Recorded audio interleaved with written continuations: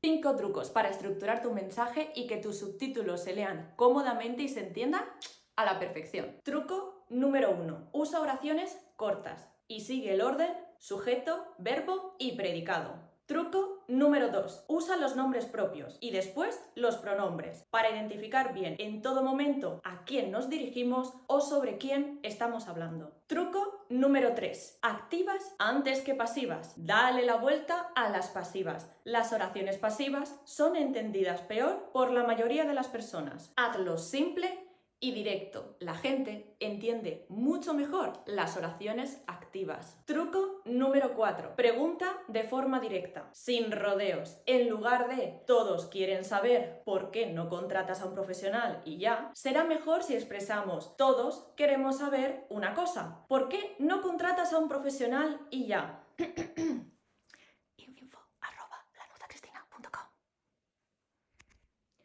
Hemos afirmado, hemos preguntado, vamos con las órdenes. Truco número 5. Verbos antes que estructuras imperativas. Déjate de oraciones como me gustaría que le dieras un me gusta así de grande. Da la orden de forma directa, con el verbo en imperativo, que para eso está Ramón. Así que dale un me gusta así de grande y comparte. Este vídeo está relacionado con este artículo de mi blog en lanuzcristina.com. Pásate a leerlo y déjame algún comentario para que yo sepa que has entrado. ¿Qué te han parecido estos 5 trucos? ¡Nos leemos!